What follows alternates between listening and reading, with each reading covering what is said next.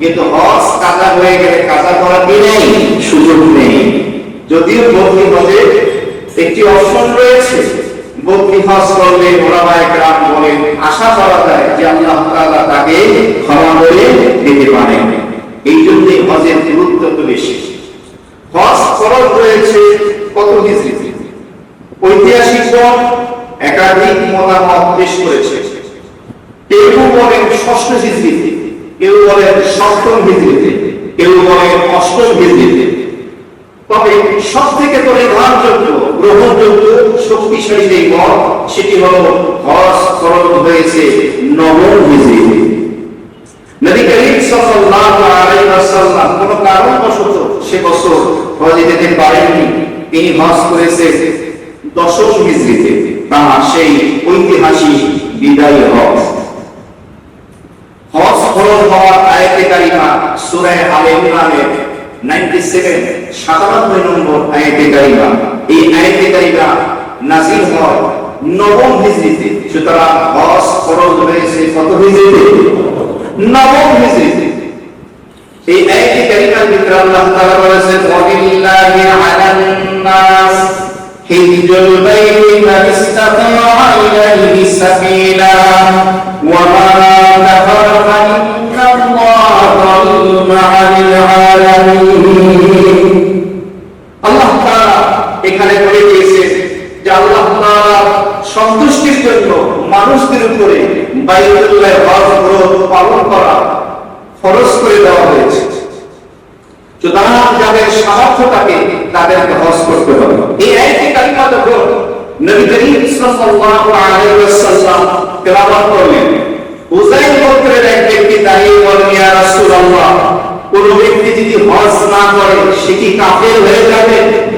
নবী করিম সাল্লাল্লাহু আলাইহি ওয়াসাল্লাম ওই ব্যক্তির প্রশ্নের উত্তরে বললেন, কোন ব্যক্তির উপরে হজ ফরজ হয়ে গেল, এরপরে সে হজ করলো না, হজ না করার শাস্তি ভয় করলো না, হজ করার যে ফজিলত নেকির প্রতি সে আকাঙ্ক্ষিত হলো না, আকাঙ্ক্ষা পোষণ করলো না, কেমন জানি এই ব্যক্তি হজের ফরজকে অস্বীকার করলো।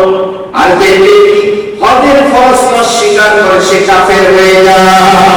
বলেন নাউযুবিল্লাহ। কাফের উপরে হজ ফরজ।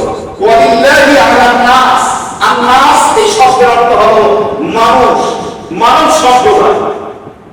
মুফাসসিরিনে কিরাম বলেন যারা মুমিন মুসলমান, যাদের হজ করার সামর্থ্য রয়েছে, তবে কিছু শর্ত আছে। এই লোকটি বালিগ হতে হবে, প্রাপ্তবয়স্ক হতে হবে। দ্বিতীয় নম্বরে তাকে আযাদ স্বাধীন হতে হবে। তৃতীয় নম্বরে তাকে সুস্থ মস্তিষ্কের অধিকারী হতে হবে। সুতরাং পুরো নাবালিগের উপরে হজ কিনা ফরজ। যদি নাবালিগ অবস্থায় কেউ হজ করে, বালিগ হওয়ার পরে আবার তার উপরে হজ ফরজ হয়, তাকে পুনরায় আবার ফরজ হজ আদায় করতে হবে। নাবালিগ অবস্থার হজ কিভাবে না গণ্য হবে না। এমনিভাবে কোন পাগল সে যদি হজ করে, পাগল অবস্থা নিয়ে গেল, সুস্থ হওয়ার পরে যদি তার উপরে হজ ফরজ হয়, তাকে আবার কি করতে হবে? হজ করতে হবে। কোন দাস-দাসী গোলাম অবস্থায় যদি সে হজ করে, আযাদ হওয়ার পরে, মুক্ত হওয়ার পরে যদি হজ ফরজ হয়, তাকে পুনরায় আবার কি করতে হবে? হজ করতে হবে। এবার সুস্থ হল, হজ উপরে ফরজ কয়বার? সুনানে আবু দাউদের বর্ণনা আব্দুল্লাহ ইবনে আব্বাস রাদিয়াল্লাহু তাআলা আনহুমা এই হাদিস বর্ণনা করেন। তিনি বলেন, আন্না ইবনে আবিস রাদিয়াল্লাহু তাআলা সাআলা নবী সাল্লাল্লাহু আলাইহি ওয়াসাল্লাম। আব্দুল্লাহ ইবনে আব্বাস রাদিয়াল্লাহু তাআলা আনহুমা বর্ণনা করেন, নবীর সাহাবী আকরা ইবনে আবিস রাদিয়াল্লাহু তাআলা নবীকে একদিন প্রশ্ন করলেন, ইয়া রাসূলুল্লাহ, আল হাজ্জু ফি কুল্লি সানাতিন আও মাররাতান ওয়াহিদাতান। হে আল্লাহর রাসূল, হজ কি প্রতি বছরই ফরজ নাকি একবার?